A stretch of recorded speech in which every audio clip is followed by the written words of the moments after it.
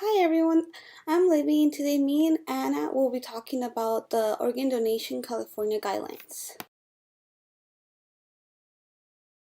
So there's 5 steps to the organ donation process. So the first step is trauma and death. So in the emergency medical personnel begin to do life-saving procedure supports in the hospital or at the scene of the accident, and every effort is done to save a patient in the hospital. The second step is the referral. So once the patient is determined to be brain dead by 2 different physicians, the hospital must refer the patient to the local procurement organization called OPO. The third step is evaluation. It is the OPO and not the physician who evaluates if someone is eligible for organ donation. And then the fourth step is approach. So if the patient is considered to be eligible for organ donation, the OPO will speak to the family and will notify them whether their loved one was registered to be an organ donor. And the fifth step is organ recovery. So once consent has been granted either by the Donated Life California Registry or by the family, organs are recovered and used to help to save the lives of organ transplant waiting list patients.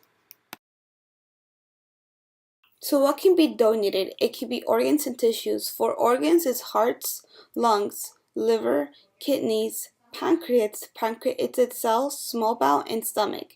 And for tissues, it includes cornea, sclera, heart valve, skin, bone, tendons, amniotic tissue, and veins. So what are living donations? Well, there aren't enough organs donated by deceased soldiers to meet all the needs of patients waiting organ transplants, so many adults have made decisions to save life through organ donations while they're still alive. So what organs can be transplanted by living donors? That includes 1 kidney. Because you're born with 2 kidneys, you can still functionally perfectly fine with just 1 healthy kidney, and also given a liver section, which is a portion of a healthy liver that can be donated by a living donor because the liver sections can regrow to a normal size within 6 weeks. So there's many myths surrounding organ donation. One of the myths is that if I become a registered organ donor, the hospital staff will work as hard to save my life. The truth is that every attempt is done to save a patient's life, only when death has been declared that the organ donation process is considered.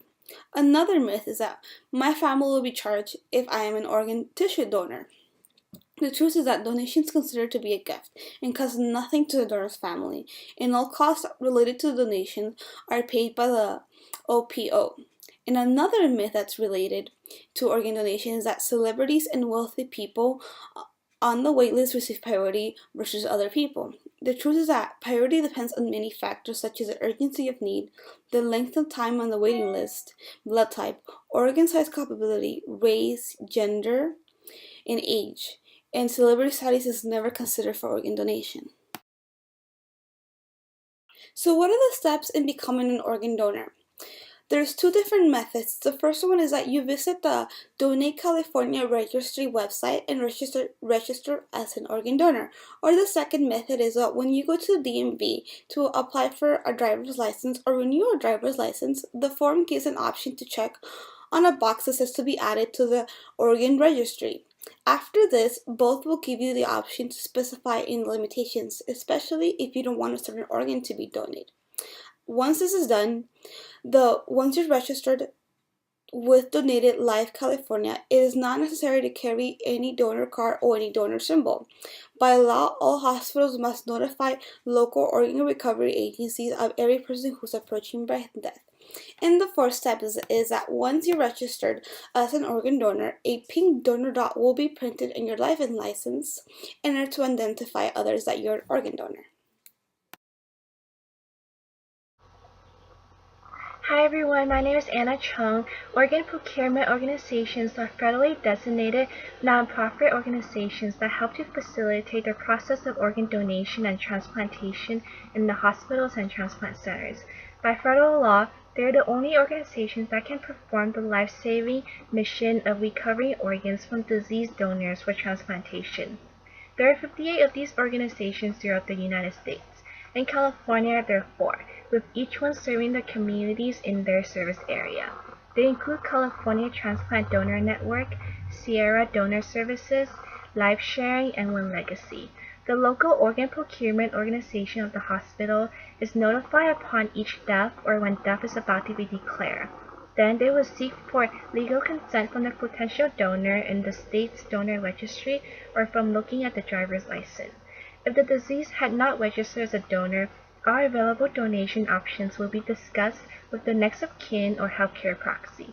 Once legal consent is obtained, a medical evaluation of social history are conducted to determine suitability for donation. Medical conditions such as HIV infection, active cancer, and systemic infection are excluded from organ donation. So all organ donors are screened for risk factors and tested for infectious agents before the organs can be used to prevent unintentional infections to recipients through transplantation. Then the search for matching recipients through organ procurement and transplantation network begins.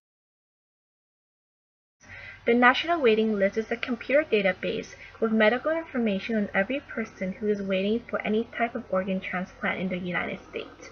It is not a first-come, first-served process because organ allocation is based on many criteria, such as age, blood type, medical urgency, waiting time, geographic distance between donor and recipient, size of the donor organ in relation to the recipient, and type of organ needed.